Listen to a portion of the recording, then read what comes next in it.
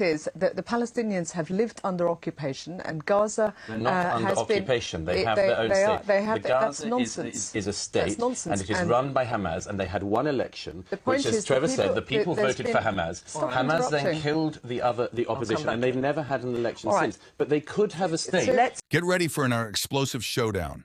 A Labour MP whitewashes Hamas terrorism while blaming Israel for defending itself. Will anyone call out her blatant anti-Semitism?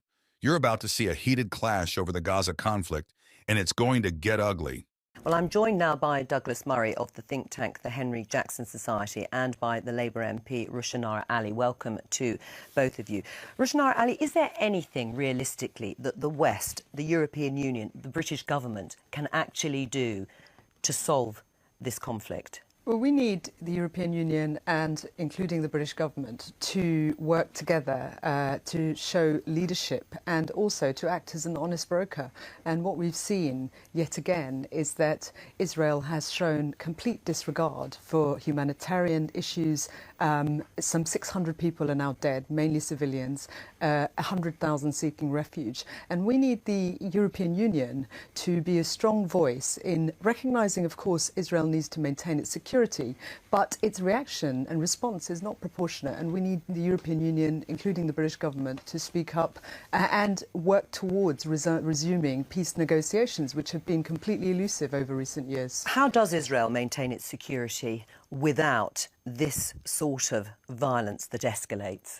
Well, this sort of violence and the death of so many people, particularly Palestinians, of course there have been casualties on the Israeli side as well, but the vast majority have been Palestinians, won't secure Israel, won't provide long-term security. What we need is the international community to work together. But also, Israel needs to respect international humanitarian law, international law generally, and that's not happening. Has Israel disregarded humanitarian and international law by going into Gaza in the way they have? No, not at all. Apart from anything else, the very muted response, and indeed in many cases a very encouraging response for Israel from the international community, is, I think, testament to the fact that it is playing not just by the rules, but by the most stringent rules imaginable. The reason why the casualties exist in the Gaza is obviously because Israel is trying, as an operational objective, to stop Hamas and other jihadist groups from firing rockets into Israel. In order to do that, Israel is carrying out a very, very targeted campaign. Now, it is inevitable in that civilians are going to be killed as well. And one of the reasons why that is happening, excuse me, if I can just finish, one of the reasons why it's targeted, because they are trying to get the launch pads that the rockets are coming from. Now, one of the reasons why there is a problem from this, of course, is that Hamas has, and incidentally CNN has the tape of this, among others, has been encouraging the people of Gaza to, quote, protect the houses of Hamas commanders, to actually congregate around areas which the Israelis have dropped leaflets and texted civilians to say this area is going to be hit. Hamas has actually tried to maximise the casualties. So that's the first point.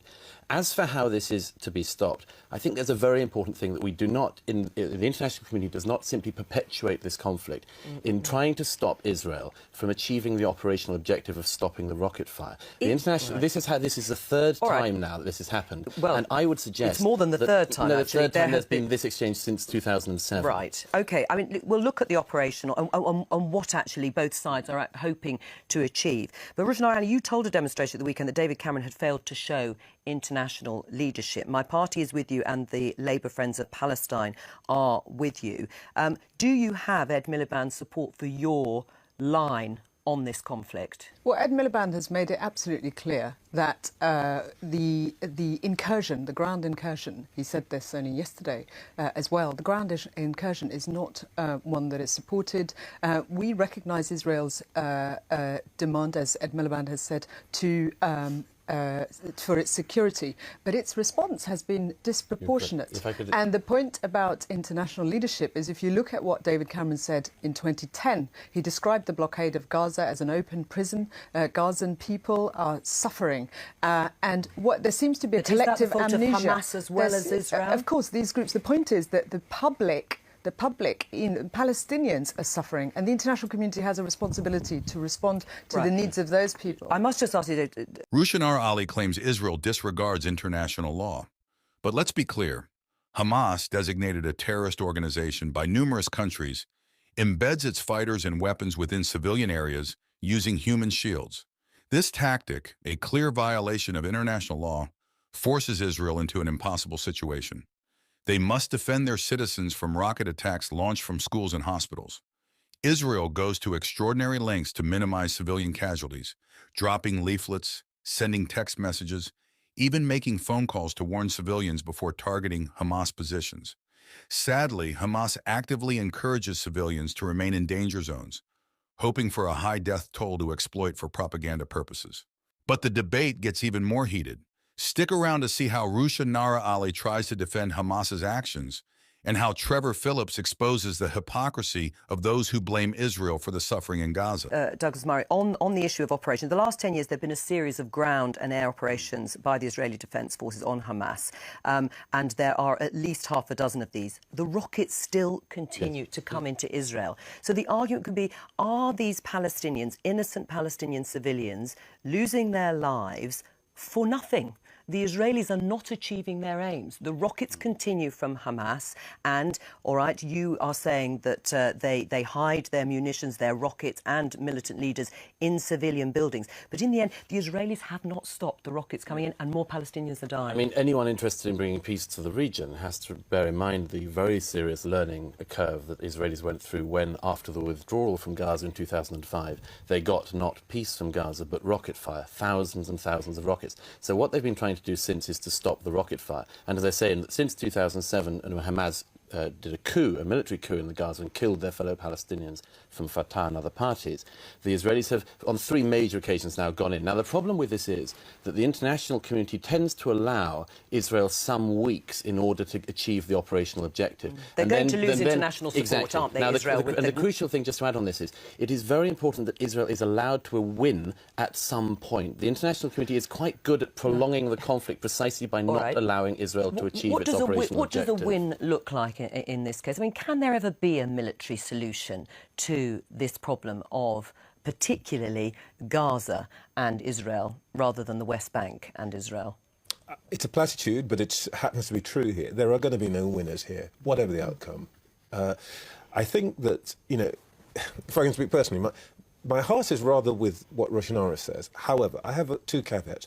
One is, I really dislike the tendency, particularly from the media here, always to put Israel in the dock here. The truth of the matter is that the people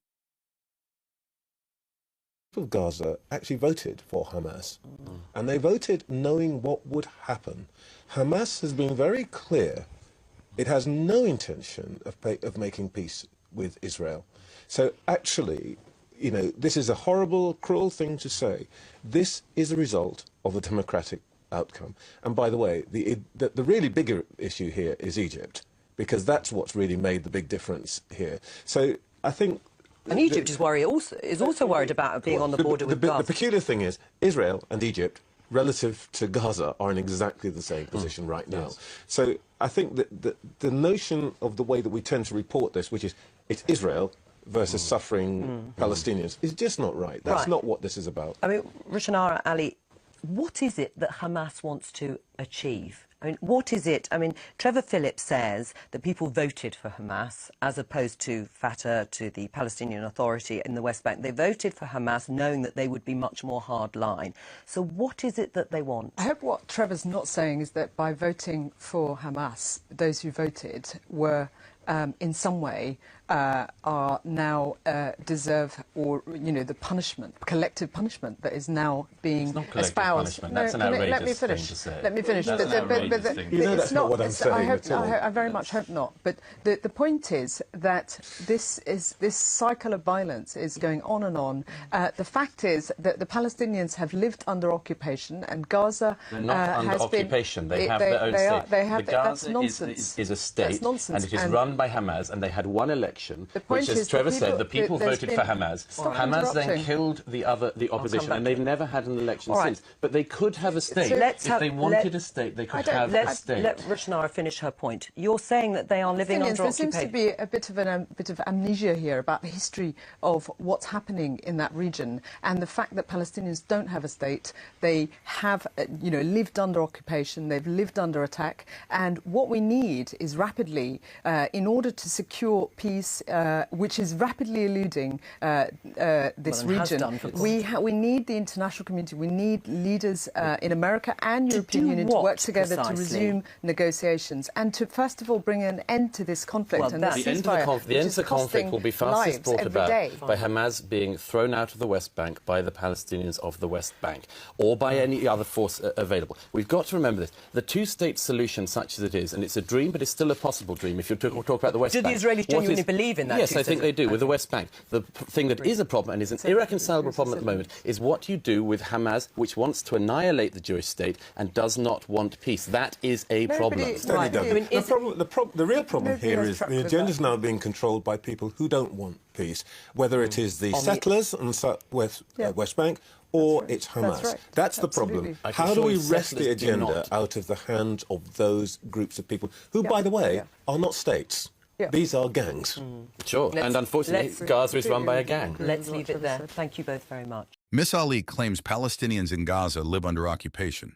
This is simply false. Israel completely withdrew from Gaza in 2005, dismantling settlements and removing all troops. Gaza is a self-governing entity controlled by Hamas, a group that openly calls for Israel's destruction. Hamas could have used their control of Gaza to build a prosperous state. Instead, they chose to build terror tunnels and launch rockets into Israel. To claim that Palestinians in Gaza are victims of Israeli occupation is to ignore the reality on the ground. It's Hamas, not Israel, that holds the people of Gaza hostage to their violent agenda. This debate highlights a crucial point. The Israeli-Palestinian conflict is not a simple story of good versus evil. It's a complex situation with deep historical roots and actors on both sides with legitimate grievances. However, to achieve a lasting peace, we must acknowledge the facts. Hamas is a terrorist organization that uses human shields and rejects peace negotiations. To blame Israel for defending its citizens from Hamas's terror is not only misguided, it's morally reprehensible. If you want to see more honest discussions about the Middle East and other critical issues, hit that subscribe button and ring the bell for notifications. Don't let the mainstream media control the narrative. Let's stand together for truth and justice.